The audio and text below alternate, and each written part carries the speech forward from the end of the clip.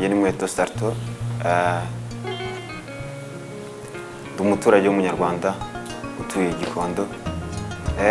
Ku bijyanye n'amashuri narangije kaminuza mu bijyanye n'amahoteli n'ubukerarugendo. Mu Cyongereza babyita Hospitality Management. Mfite imyaka 25. Muri rusange nkaba ndi umunyarwanda ukunda gukora cyane.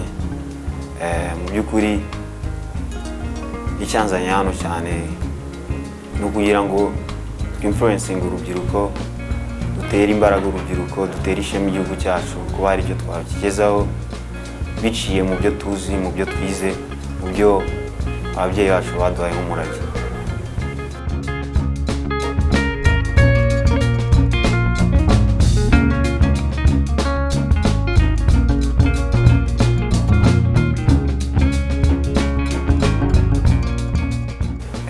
Urakoze. Ikintu navuga cyagashya kuri njyewe ni ubutwari n'ubupfura. Tugiye kuri content ya Mr. Rwanda nk'uko nabibonye ni BBC Brain, Brave and Culture. So ibyo byatumye mba influenced cyane kuba naza muri iki gikorwa, nazamo wese kuko ikintu gifitiye igihugu akamaro, gishaka guteza imbere ibijyanye n'urubyiruko, ntago ari ubwiza gusa cyangwa ibindi. Ni platform nziza aho urubyiruko ruhura ruganira ku iterambere ry'igihugu, kandi iterambere ry'igihugu ni ikintu gikomeye. Twagize amahirwe yo kuba twagaragaza ubutwari bwacu kuko twari tukiri abana ngo tujye ku rugamba rwo kubohora icyo gihugu, ariko uru rugamba rw'iterambere ni ngombwa yuko urubyiruko rwaboneka, batanga uruhare rwarwo, ukabigaragaza twese tuzamurana mu rubyiruko. So iyi ni platform nziza, tuzahurira hamwe, uzana icyo ushoboye, nzana icyo nshoboye, twubaka u Rwanda bwiza bw'amata n'ubuki.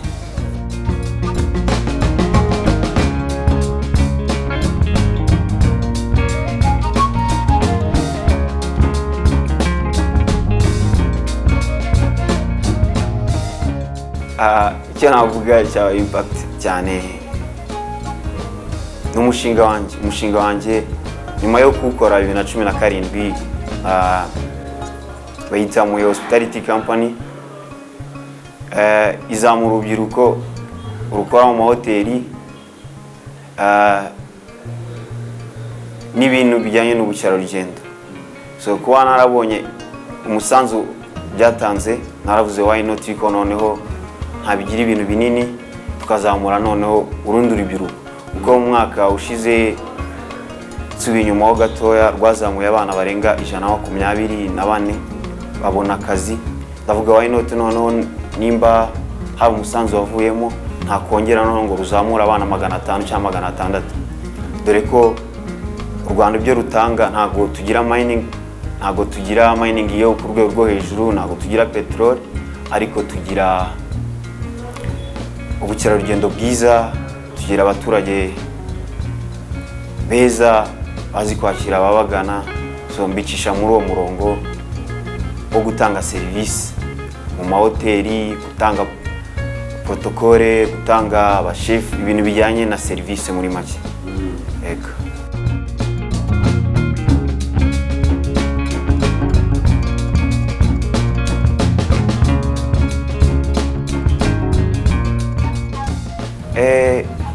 Icyiciro kitoroshye, ariko umuntu wizera, umukristo, tukanizera no mu bikorwa, bizagenda neza kubwo projet dufite zifitiye igihugu akamaro, bizagenda neza kubwo abaturage b'Abanyarwanda, community dutuyemo, bizatugirira icyizere, tuzabigeraho.